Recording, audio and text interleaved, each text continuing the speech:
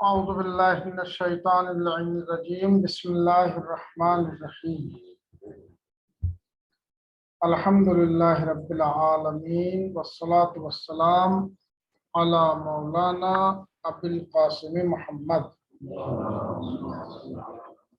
اللهم صل على محمد وآلہ الطیبین الطاہرین المعصومین۔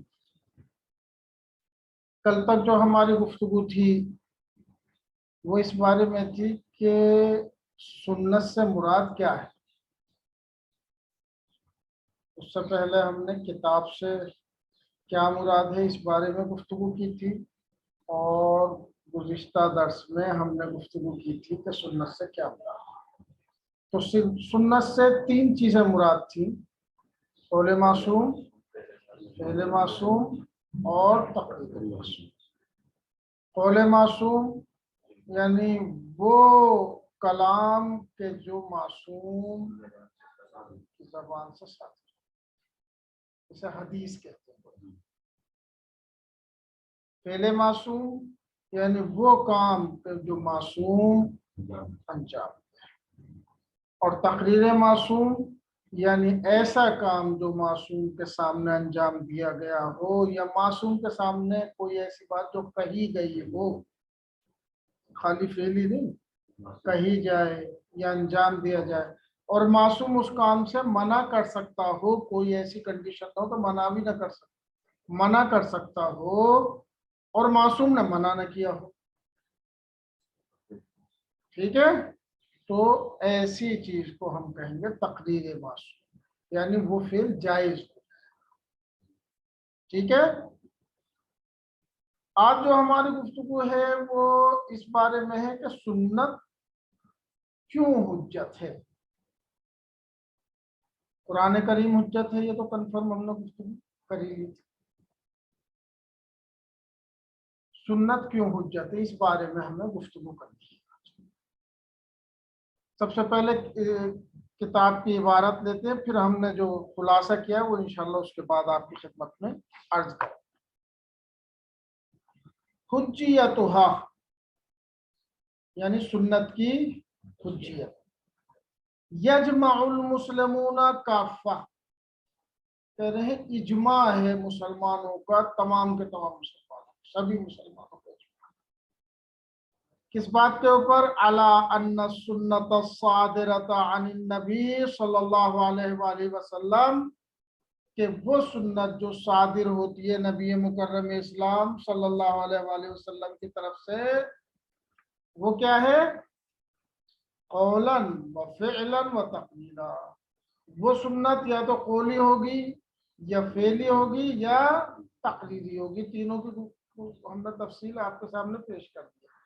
تو اجماع ہے کس بات کا؟ اس قولی فعلی تقریری سنت کے اوپر کس بات کا اجماع ہے؟ حجت علی کل مسلم و مسلم۔ یہ سنت چاہے قولی ہو یا فعلی ہو یا سکوتی ہو، یہ حجت ہے تمام مسلمان مرد اور عورت۔ ٹھیک ہے، ہر مسلمان مرد جو کچھ بھی معصوم نے انجام دیا، جو کچھ بھی معصوم نے کہا، جو کچھ بھی معصوم، جہاں بھی معصوم نے سکوت کیا، یہ سب حجت ہے تمام مسلمان مرد اور۔ کیوں حجت ہے؟ یہاں سے دلیل لأنها عدل القرآن فی التشریع، کیونکہ جس طریقے سے قرآن کریم قانون بنانے کی صلاحیت رکھتا ہے، قانون بناتا ہے، شریعت بناتا ہے، اسی طریقے سے سنت بھی عدل ہے، برابر ہے، قرآن کے برابر میں ہے۔ ٹھیک، وَلِقِيَامِهَا بِتَفْسِيرِ أَحْكَامِهِ، اور سنت قائم ہوتی ہے کس چیز کے لیے؟ احکام قرآن کے تفسیر کے لیے۔ احکام ہی یعنی احکام القرآن، قرآن کے احکام کی تفسیر جو بیان کرتی ہے وہ کون بیان کرتا ہے؟ وہ سنت بیان کرتی ہے۔ ٹھیک ہے،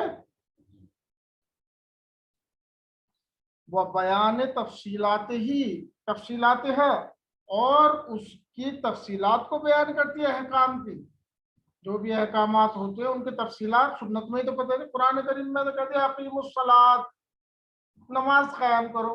لوگوں نے پوچھا یا رسول اللہ نماز کیسے پڑھے؟ تو اب سنت آئی میدان میں، کا صلو کما رأیتمونی اصلی، ایسے پڑھو جیسے میں پڑھ رہا ہوں، جیسے تم مجھے پڑھتے ہوئے دیکھ رہے ہو، تو اس کا مطلب فعل معصوم، سنت آ گئی یہاں پر، تفصیل اس کی آیت کی وہ سنت کے ذریعے سے ہو۔ آگے بات سمجھ میں؟ وہاں پہ بنیادی بات وہاں پہ کہہ دی، اصل وہاں پہ کہہ دی، فرع اور شاخے اور اس کی تفصیل اور تفسیر وہ سنت کہتا ہے۔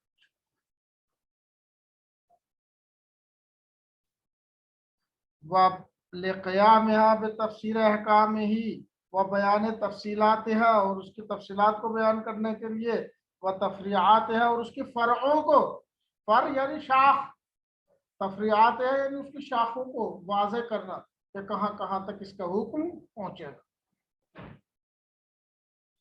وَلَوْلَاهَا، اور اگر سنت نہ ہوتی، لما عرفت احکام القرآن، اگر سنت نہ ہوتی تو قرآن کریم کے احکام پہچانے ہی نہیں جا سکتے تھے۔ یہ جو 500 آیتیں ہیں، اگر سنت نہ ہوتی تو ان آیات کا حکم، ان کی تفصیل، ان کی تفسیر یہ معلوم نہ ہوتی۔ ٹھیک ہے، وَلَوْلَاهَا، اگر سنت نہ ہوتی، لما عرفت الاحکام، تو احکام پہچانے نہیں جا سکتے، لِأَنَّهُ تَضَمَّنَ أُسَسَ التَّشْرِيعِ وَأُصُولِهِ، کیونکہ قرآن کریم اپنے ضمن میں لیے ہوئے ہے شریعت کی بنیادی باتوں کو اور کلی باتوں کو۔ جزئی باتیں تو اس کے اندر بیان نہیں کی گئی، کلی ہر چیز کی کلی حکم وہاں پہ موجود ہے، ہر چیز کا، ٹھیک ہے نا، لیکن جزئیات اور اس کی تفصیلات سنت سے معلوم ہوں گی۔ ٹھیک ہے، نماز کے کلی واجب ہونے کا حکم آ گیا، وضو کے کلی واجب ہونے کا حکم آ گیا، طہارت کا مثلا، غسل کا یا مثلا دوسری چیز ہوگا تو طہارت کا حکم آ گیا۔ اب وہ طہارت کیسے ہوگی، یہ کیسے ہوگی، یہ جو تفصیل ہے یہ سنت کو پتہ چلے گا۔ ٹھیک ہے، لِأَنَّهُ، اس لیے کہ قرآن کریم تضمن، اپنے ضمن میں لیے ہوئے اسس التشریع، شریعت کی بنیادوں کو، اسس جمع ہے اساس کے، اساس یعنی بنیاد، شریعت کی بنیادی باتوں کو، وہ اصول ہی، اور شریعت کے بنیادی اصولوں کو اپنے ضمن میں لیے ہوئے قرآن کریم، یعنی یہ نہیں کہ قرآن کریم کا دعویٰ خدا نہ خواستہ جھوٹا ہے، قرآن کریم فرما رہا ہے لا نتبم ولا یابس الا فی کتاب مبین، نہیں، اس میں تو کچھ، اگر کل ہے تو سب کچھ ہے اس کے اندر، مگر جز کا پہچاننا بھی تو ایک ہنر ہے نا، وہ پہچانوانے والے اہل بیت، وہ پہچانوانے والی سنت ہے۔ دون تفصیلات و تفریعات ہی، اس کے اندر تفصیلات اور تفریعات موجود نہیں ہے قرآن کریم میں، صرف اصول اور بنیادی باتیں۔ اب یہ تفریعات اور تفصیلات کہاں پہ معلوم ہوں گے، سنت میں ہم نے عرض کر دیا۔ جو لفظ سمجھ میں نہ آئے جس کا ترجمہ، تو وہ مجھے ضرور بتا دیا کریں تاکہ اس کی تشریح کری جا سکے۔ اما حجیت السنت الصادرۃ عن الائمۃ من اہل البیت، اور یہ کہ جو سنت صادر ہو رہی ہے ائمہ علیہم السلام سے، تو یہاں تک تو نبی کی بات، ائمہ سے جو سنت صادر ہو رہی ہے اس کے حجت ہونے کی کیا دلیل ہے؟ یعنی اما حجیت السنت الصادرۃ عن الائمۃ من اہل البیت، لیکن حجیت اس سنت کی کہ جو صادر ہو رہی ہے اماموں سے علیہم الصلوۃ والسلام، کس طرح سے، قولی اعتبار سے سنت ہو وہ چیز، یا فعلی اعتبار سے، یا تقریری اعتبار سے، فَتُرْجَعُ إِلَىٰ ثُبُوتِ إِمَامَتِهِ، یہ پلٹا دی جائے گی کس طرف، کہ وہ امام ہونا ان کا ثابت ہے یا نہیں۔ اگر امام ہونا ثابت ہو گیا تو کنفرم سنت بھی ثابت ہے، اگر امامت ہی ثابت نہیں کسی کی تو اس کی سنت بھی حجت نہیں ہونا، سمجھ میں آ گئی بات؟ تو جب امام ہونا ثابت ہو جائے گا تو اس کا معصوم ہونا ثابت ہو جائے گا، اس کا نمائندے پروردگار ہونا ثابت ہو جائے گا۔ اگر نبی کا نمائندہ تو پروردگار کا نمائندہ، اور جب پروردگار کا نمائندہ تو پروردگار کی بات کرے گا جو کچھ بھی کرے گا، ٹھیک ہے۔ اما حجیت السنت الصادرۃ عن الائمۃ ابن اہل البیت علیہم السلام قولا وفعلا وتقریرا فترجع الى ثبوت امامتہم وعصمتہم، وہ پلٹے گی کس طرف؟ ان کی امامت اور عصمت کی اس بات کی طرف۔ اگر امامت اور عصمت ان کی ثابت ہے، جب گناہ نہیں کر سکتے، غلطی نہیں کر سکتے، اب جو کچھ بھی کہہ رہے ہیں وہ صحیح کہہ رہے ہیں۔ اگر وہ نسبت دے رہے رسول اللہ کی طرف، صحیح نسبت دے رہے، پروردگار کی طرف نسبت دے رہے، صحیح دے رہے۔ اگر غلط دیں گے تو پھر معصوم ہوں گے، وہ معصوم ہو نہیں سکتے۔ جب ہم کہہ رہے ہیں معصوم ہے تو اب جو بھی وہ کہہ رہے ہیں تو بالکل صحیح ہے۔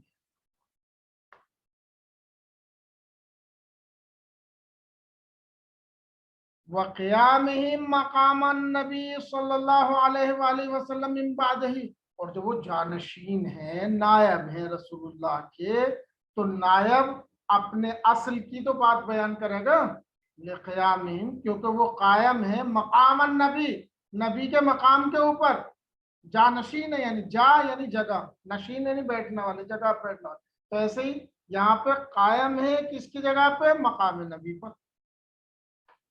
من بعدہ، رسول اللہ کے بعد۔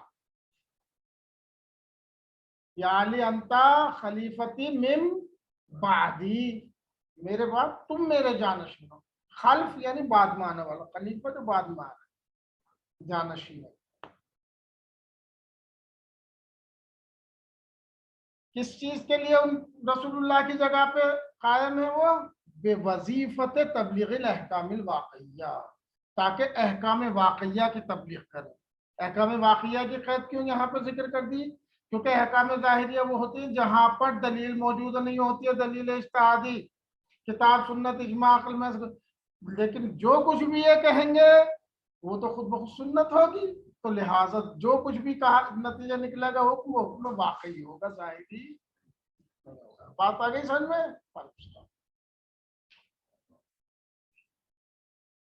اب کل سے جو ہے سر وقت تشریف لائیں تاکہ مطالب آپ کے ہاتھ سے نہ جائیں۔ وقت تکفلت باستعراض الادلۃ الوافیہ علی امامتہم، اور اس میں کوئی شک نہیں ہے کہ ان ائمہ کی امامت کے اوپر شرعی دلیلیں، عقلی دلیلیں، جیسی بھی دلیلیں چاہیے ہیں وہ سب تمام کے تمام موجود ہیں، پوری طریقے سے جو یقین آور ہے۔ اور وہ نقلی دلیلیں، عقلی دلیلیں اور نقلی دلیلیں دونوں طرح کی ہے۔ عقلی دلیلیں اس طرح سے کہ معجزات بھی صادر ہوئے، جب جس نے کہا کہ آپ جانشین ہیں تو بتائیے کیسے جانشین، تو جو اس نے طلب کیا وہ انجام دیا، تو معجزہ ہے ہی نہیں حقانیت کے پہچاننے کا ذریعہ۔ اور اس کے علاوہ خود نبی مکرم اسلام کی تاکید، اور تاکید صرف مولا کائنات پہ نہیں تھی کہ من کن تو مولا فہذا علی مولا، کہ صرف حضرت علی کی تو ثابت ہے، اور دوسروں ایک ایک کا نام بتایا 12ویں امام علیہ الصلوۃ والسلام تک۔ آ رہی ہے بات سمجھ میں؟ تو اس سے زیادہ تاکید کیا ہوگی جب نام تک مشخص کر دیا، بلدیت تک مشخص کر دی، تو اس سے زیادہ کیا معین ہوگا؟ تو یہ ہے نقلی دلیل، بہترین دلیل۔ عقلی دلیل معجزہ ہو گیا، نقلی دلیل یہ تاکید رسول اکرم صلی اللہ علیہ وسلم۔ وقت تکفلت باستعراض الادلۃ الوافیہ، یعنی کافی دلیلیں، علی امامتہم و عصمتہم و اسناد مہمت، اسناد مہمت تبلیغ الاحکام الواقعیہ، اور سند دینا اس احکام واقعیہ کی تبلیغ کی جو اہم کام ہے بعد النبی صلی اللہ علیہ وسلم، کیا ہے؟ قد تکفلت کا یہاں پہ فاعل آ رہا ہے، کتب و مدونات الامامہ، یہاں پہ آ گیا نا، وہاں پہ تکفلت کا ہم نے ترجمہ نہیں کیا تھا کہ کون چیز لیے ہوئے ہیں ان دلیلوں کو اپنے اندر، یہ ذمہ داری کس کی ہے کہ ان دلیلوں کو سمیٹے؟ کہہ رہے کتب و مدونات الامامہ، جو بھی ایسی کتابیں جو امامت سے ریلیٹو لکھی گئی ہیں ہمارے شیعوں میں، یا علم کلام کی جو کتابیں ہیں جو لیے ہوئے، وہ اپنے اندر کفالت ہے نا، ذمہ داری، ذمہ داری ادا کر رہی ہیں وہ پوری طریقے سے ان دلیلوں کی کہ جو ان اماموں کی امامت کے اوپر قائم ہیں. کون سی کتاب ہے؟ کتب امامت، مدونات امامت اور علم کلام کی کتاب ہے. وہیں تو دفاع ہوگا، وہیں تو عقائد کی تعبیر و تشریح ہوگی. لہذا وہاں پہ فل تراجعنا، آپ اگر چاہتے ہیں اس کی تفصیل تو وہاں پہ رجوع کریں ان کتابوں میں، یہاں پہ اس کی جگہ نہیں ہے. اگر وہ ہم نے بحث چھیڑ دی تو وہ ایک علم کلام کی بحث ہوگی، علم اصول فقہ کی بحث نہیں ہوگی. اب ہم اسے اپنے الفاظ میں تھوڑا سا آپ کی خدمت میں بیان کریں. حجیت سنت، سنت کی حجیت کیسے؟ قرآن کریم کی حجیت ہم نے بیان کر دی. سب سے پہلے اس کے نبی سے صادر ہونے کا ہمیں یقین ہے. خود نبی کی نبوت کا یقین ہے سب سے پہلے. اگر نبی کی نبوت کا یقین نہیں ہوگا تو پھر ان سے جو کچھ بھی صادر ہو رہا ہے یا نہیں صادر ہو اس کی کیا اعتبار؟ تو ہمیں پہلے نبی کی نبوت کا یقین، عقلی دلائل سے، شواہد سے، ہر اعتبار سے. عقلی دلائل سے مثلا کا معجزہ لائیے، ہم معجزہ کہ اس درخت سے کہیے کہ یہ آگے آ جائے، اشارہ کیا درخت آگے آ گیا. کہا کہ یہ پیچھے چلا جائے، پیچھے چلا گیا درخت. کہا کہ یہ 2 اسٹون بڑھ جائے، 2 اسٹون بڑھ گیا. کہا کہ یہ پھر سے جڑ جائے، پھر سے جڑ جائے. کہا کہ نہیں یہ تو جادو ہے. تو پھر بتاؤ کیا کروں جس سے تمہیں ثابت ہو. کہا جادو جو ہے وہ زمین کی حدود سے اوپر اثر نہیں رکھتا. پھر چاند کے 2 ٹکڑے، ٹھیک ہے رات ہونے دو، چاند کے 2 ٹکڑے کریں گے. رات ہوئی، چاند کی طرف اشارہ کیا، چاند 2 ٹکڑوں میں تقسیم ہو گیا. اب یہ درمیان میں یہ سمجھ لیے تھوڑا میں ایک اشارہ کر رہا ہوں کہ جو ابھی 2 سال پہلے کی بتا رہا ہوں، پہلے کئی مرتبہ یہ اخباروں میں ثابت ہو چکا ہے. یہ اسلام کی حقانیت کی بہترین دلیل. میں نے خود دیکھا ہے. امر اجالا میں، امر اجالا ایک ایسا اخبار ہے جس کے اسلام سے کوئی لینا دینا نہیں ہے، بلکہ بعض ایسی خبریں لاتا ہے کہ جو اسلام کے خلاف ہوتی. ٹھیک ہے، اس نے رپورٹ شائع کی کہ یہ جو چاند پہ لوگ پہنچے امریکہ کے سائنسداں، انہوں نے کہا کہ پورے چاند پہ ایک دراڑ ہے، بالکل ایک جیسی دراڑ جو پورے چاند پہ 61 دراڑ. یہ کیا چیز ثابت کرتی ہے؟ یہ چیز چھپائی گئی. ان لوگوں کو پتا تھا یورپی دانش مندوں کو کہ یہ حقانیت کی دلیل ہے، اسلام کی بہترین دلیل. علم جتنا ترقی کر رہا ہے، جتنا آگے بڑھ رہا ہے، اتنی اسلام کی حقانیت ثابت ہو رہی ہے، ہمارے نبی کی حقانیت ثابت ہو رہی ہے یا نہیں؟ یہ میں نے خود اپنی آنکھوں سے پڑھا. یہ نہیں کہ کسی نے کہا. مجھے محسن تقوی صاحب قبلہ نے، امام جمعہ جو ہے انہوں نے لنک بھیجا، تو میں تو خود ایسی چیز چاہتا کیونکہ ابھی تو ہم نے کتابوں میں پڑھا، لیکن آج تک پروردگار نے وہ نشانی محفوظ رکھی ہے. وہ چاہتا تو جوڑ دیتا بالکل ویسے کہ دکھائی نہیں دیتا، لیکن وہ باقی رکھی. خدا جانتا تھا کہ لوگ ایک دن چاند پہ جائیں گے تو وہاں بھی میرے نبی کی حقانیت ان کے اوپر ثابت ہونی چاہیے تاکہ حجت تمام ہو جائے. اب اس کے بعد بھی کوئی انکار کرے تو بس پھر اس کے بعد کیا چل رہا ہے. ٹھیک ہے، تو ہمارے نبی کی حقانیت پہ اس زمانے میں بھی دلیلیں تھیں. اب جب حقانیت ان کی ثابت ہو گئی، نمائندے پروردگار ہونا ثابت ہو گیا، ان کا معصوم ہونا ثابت ہو گیا، اب جو کچھ بھی کہیں گے وہ وما ينطق عن الهوى ان هو الا وحی، زبان سے جو کچھ بھی بولیں گے اس کے لیے یہ آیت تائید. ٹھیک ہے، پھر اس کے بعد اب یہ تو کنفرم ہو گیا. اب یہ کہ وہ چیز جو بول رہے ہو اس کو ماننا ضروری ہے، ہمارے اوپر حجت ہے یا نہیں؟ اطیعوا اللہ واطیعوا الرسول، جیسے اس کی اطاعت کرنی ہے ویسے ہی اطاعت کرنی ہے. تو اطیعوا فعل امر ہے یا نہیں؟ یعنی اطاعت واجب. ٹھیک، پھر اس کے بعد کیا؟ ما آتاکم الرسول فخذوہ وما نہاکم عنہ فانتہوا. جس چیز کو بھی اللہ کے رسول تمہارے پاس لائیں اسے لے لو، اور جس سے روکے تو یہ سب تمام کے تمام دلیلیں جب ہم ایک جگہ جمع کرتے ہیں تو نبی کے کلام کی، عمل کی حجت ثابت. آپ کہیں گے تو کلام کی حد تک تھی.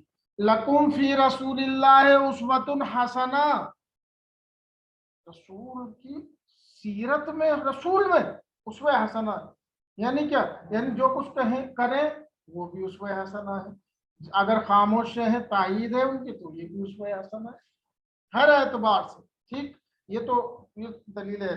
اچھا، سنت معصوم کیسے ثابت ہو؟ تو سنت معصوم جب وہ حجت ہے تو اس کے ساتھ ساتھ اولی الامر بھی تو ہے نا، اطیعوا اللہ واطیعوا الرسول و اولی الامر. تو جیسے نبی کی اطاعت ویسے پروردگار کی اطاعت.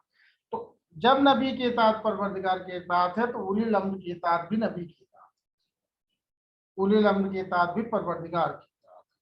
وہاں بھی وجوب ویسے ہی ہے جیسے ہی. تو حجت ثابت ہو گئی.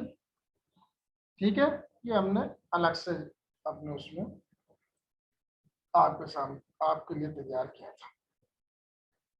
اب گفتگو ہوتی ہے قرآن کریم کی سند کی، کہ قرآن کریم کس طریقے سے، یہ پہلے ایک چھوٹا سا پیراگراف ہم اس کا ٹرانسلیٹ کر لیتے ہیں، اس کے بعد دیکھتے ہیں اگر وقت ہوا تو سند و قرآن کریم کی گفتگو شروع کریں گے، کیونکہ یہ تھوڑا سا یہ بچا ہے. اس کے بعد ہم گفتگو پہ ہم نے اس کے اندر صرف خاص پوائنٹ لیے ہیں. فرمانے کیفیت و استنباط الحکم من الکتاب والسنہ، کس طریقے سے استخراج کیا جائے گا، نکالا جائے گا، استنباط کیا جائے گا حکم کتاب اور سنت. یشترک کل من القرآن والحدیث فی نوعیت دراستہما، یعنی مشترک ہے. دیکھو ایک چیز ہوتی ہے کسی بھی چیز کی حقانیت، کسی بھی چیز کی حجیت، وہ اپنی جگہ پہ ہے. ٹھیک ہے، ہو سکتا ہے کہ جو حجیت قرآن کریم کی رتبے کے اعتبار سے ہو وہ سنت کی نہ ہو، کیونکہ سنت دوسرے مرتبے پر ہے، رتبہ پہلے کس کا ہے؟ قرآن کریم کا.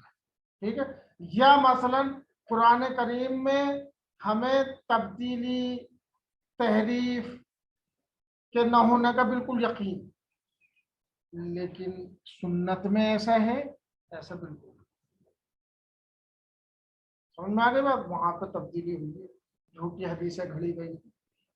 ٹھیک، تو اب یہ جو چیز ہے یہ تو اپنی جگہ پہ کہ دونوں الگ الگ اعتبار سے ویلیو رکھتی ہیں، لیکن جو چیز عربی ہے اسے سمجھنے کے لیے کچھ نہ کچھ ایک جیسی چیزیں تو ہوں گی نا. قرآن کریم بھی عربی ہے، سنت بھی، سنت میں جو قول معصوم ہے وہ کم سے کم وہ تو عربی ہے.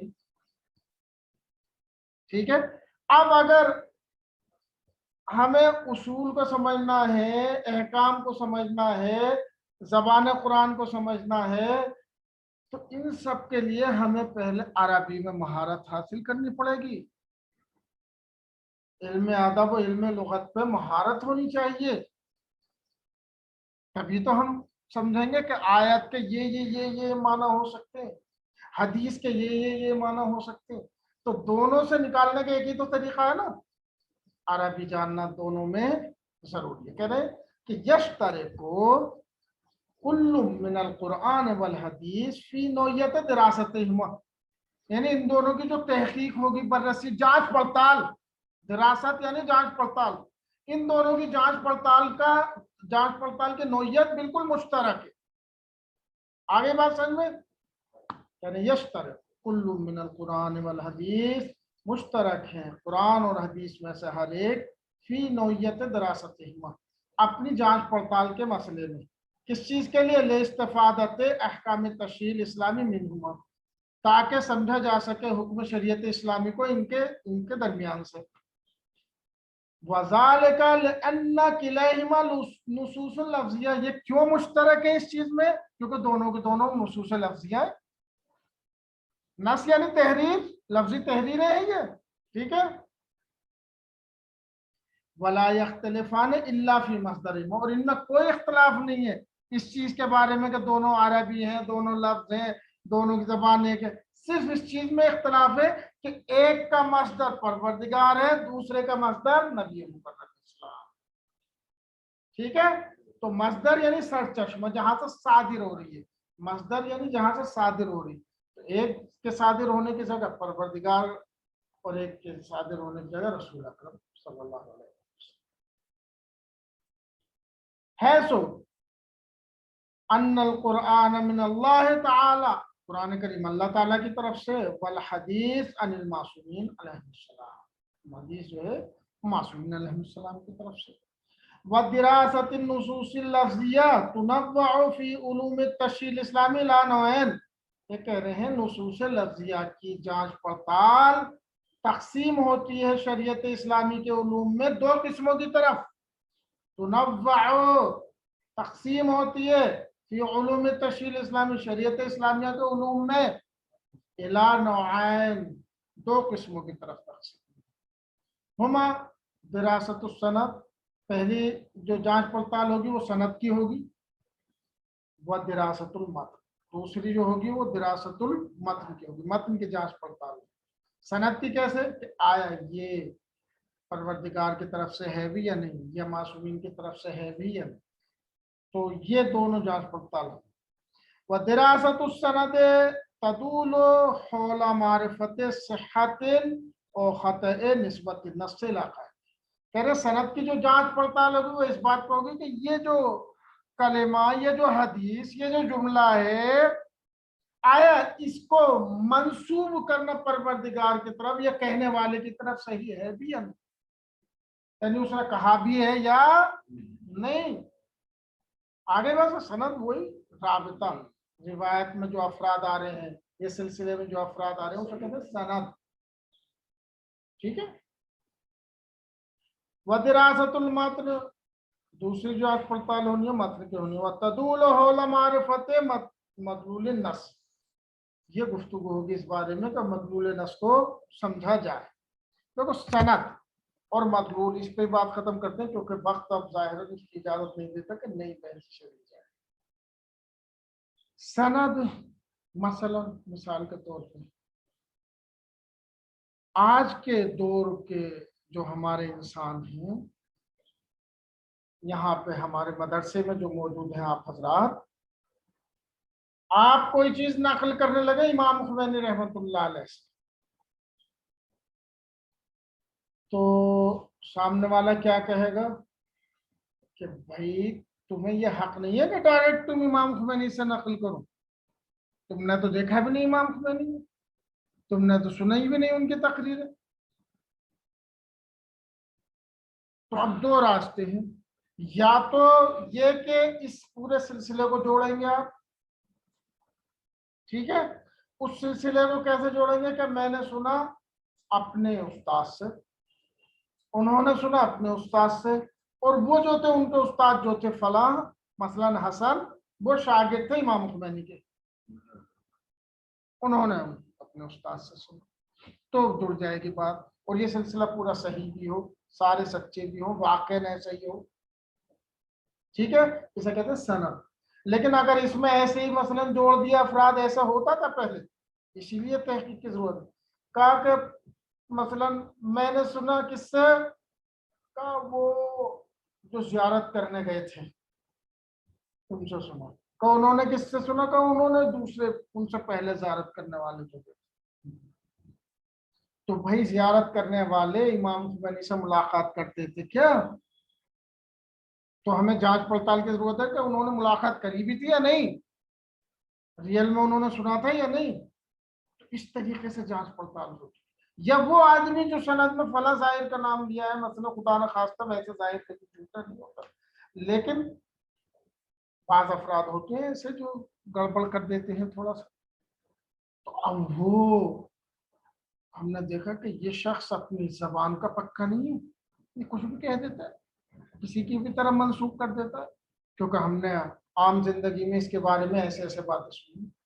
تو اب وہ اگر بیچ میں آ گیا تو بات کی آپ کی ویلیو ختم، کیونکہ ٹھیک ہے کہ آپ نے واقعی اس سے سنا، لیکن وہ کیسا ہے بولنے والا، اگر وہ گڑبڑ ہے، اس کے اوپر بھروسہ نہیں کیا جا سکتا، اس کی وفاقت کا ہمیں یقین نہیں ہے، تو نتیجہ یہ ہوگا کہ وہ بات بالکل زمین پر رکھی جائے۔ یا پھر دوسرا طریقہ یہ ہے کہ امام خمینی کی جو کتابیں، مثلا صحیفہ نور، صحیفہ نور میں امام خمینی کے کلمات تمام کے تمام ذکر ہوئے ہیں۔ ہماری لائبریری میں بھی میں لے کے آیا تھا، تقریباً 15-20 جلدیں اس کی یہاں پہ موجود ہیں، بہت اچھی کوالٹی میں شائع ہوئی۔ کہا جائے امام خمینی کا کہاں سے سنا، کا صحیفہ نور میں موجود ہے، تو بات بن جائے گی ہاں بھائی صحیفہ نور امام خمینی کے بعد ایرانی حکومت کے زیر نظر وہ کتاب شائع ہوئی، اس میں غلطی کا امکان نہیں ہے، صحیح ہے، تو وہ سند آپ کی چل جائے گی۔ تو آپ اب گویا آپ کی سند صرف کتاب تک ہے، اور اگر آپ کہنے لگے کہ میں نے ڈائریکٹ پڑھی ہے صحیفہ نور، تو یہ تو پتہ کرنا پڑا گا کہ آپ فارسی جانتے بھی ہیں نہیں، وہ کتاب تو فارسی میں، اردو ٹرانسلیٹ تو اس کا ہے بھی نہیں، تو پھر آپ کی سند پھر گڑبڑا جائے گی۔ آپ کو کسی ایسے فرد کے ذریعے سے معلوم ہونا چاہیے کہ جو خود فارسی جانتا ہو۔ اچھا اب آئیے متن کی بات، متن کی کیسے گفتگو ہوگی ہماری اس میں درس میں، ہماری اس کتاب میں یا علم اصول میں، ویسے ہوگی مثلا ایک کلمہ اس کے معنی کیا کیا ہے، سب سے پہلے یہ مراد اس کی سمجھنی پڑے گی کہ ان میں سے کون سے معنی مراد ہے، یہ ہمیں سمجھنا پڑے گا۔ اچھا آج علم لغت میں اس کے یہ معنی ہے، آئے گی انہی معنی میں اس زمانے میں استعمال ہوتا تھا کہ جب معصوم سے صادر ہوئی یہ حدیث، کیونکہ الفاظ اپنے معنی بدلتے رہتے، یہ سب ہمیں جانچ پڑتال کرنی ہے۔ ہو سکتا ہے کہ یہ کلمہ جسے ہم آج اس معنی میں لے رہے ہیں اس زمانے میں کسی دوسرے معنی میں استعمال ہوتا ہے، اسے یقین کرنا ہے کہ ہاں بھائی اس معنی میں اس زمانے میں استعمال ہوتا ہے، اس زمانے کے شواہد ہمیں دیکھنے ہیں، دلیلیں دیکھنی ہیں، شعر دیکھنے ہیں کہ شعر میں آیا اسی معنی میں استعمال ہوتا، تو یہ کلمہ ہے نہیں، مجموعے ہیں موجود اس زمانے، تو اس طریقے سے متن کی تحقیق ہوئی۔ سمجھ میں آ گئی؟ تو دو طرح سے ہمیں جانچ پڑتال کرنی، ایک سند کے اعتبار سے اور ایک متن کے اعتبار سے۔ تتمہ بالکل آخری بات کہ سند کے اعتبار سے قرآن کریم کی سند کی ضرورت نہیں ہے، سند کی ضرورت وہاں پہ ہوتی ہے جہاں شک ہوتا ہے۔ آ رہی ہے بات سمجھ میں؟ ہر مسلمان کا پکا یقین ہے، پکا اعتقاد ہے اس بات کے اوپر کہ یہ پروردگار کی کتاب، اسے کوئی شک ہے ہی نہیں، اور وہ کہتا ہے یہی ہے جو ہمارے ہاتھوں میں ہے، نہ اس سے کم نہ اس سے زیادہ، اس میں کوئی کمی زیادتی واقع نہیں۔ تمام مسلمانوں شیعہ ہوں سنی ہوں دوسری جگہ مختلف فرقے شیعوں کی دوسری، سب کا یقین ہے یا نہیں؟ تو جب یقین ہے شک نہیں ہے تو سند کی تحقیق کی کیا ضرورت؟ اور اگر سند کی تحقیق بھی کرنی ہے تو جہاں نبوت ثابت ہو گئی تو سند تو خود بخود ثابت ہو گئی، ٹھیک ہے؟ تو یہ سند قرآن کریم کی بات ہے، اسے اور پڑھ لیتے ہیں تاکہ تھوڑا سا ہو جائے، کل انشاءاللہ تدبیر کریں گے۔ کہ مسلمانوں کے نزدیک قرآن کریم کی نسبت پروردگار کی جانب ہونا ضروری ہے، ضروری و مسلم امر ہے، کوئی مسلمان قرآن سے مستغنی نہیں ہو سکتا، یہی کتاب اس کا سرمایہ زندگی اور سرمہ بصیرت ہے اور رہبر کامل ہے۔ مسلمانوں کی زندگی کی ہر شے اس کتاب سے مربوط ہے، کوئی بھی مسلمان اس کی کتاب خدا ہونے میں شک نہیں کر سکتا، لہذا اس کی سند میں کسی شک و شبے کی گنجائش نہیں، اور اس کی سند کی جانچ پڑتال کی کوئی احتیاج نہیں۔ جب شک و شبہ ہی نہیں ہے تو جانچ پڑتال کی بھی احتیاج۔ یہاں تک اگر آپ حضرات میں سے کسی کو سوال ہو تو فرمائیں۔ والسلام علیکم ورحمۃ اللہ وبرکاتہ۔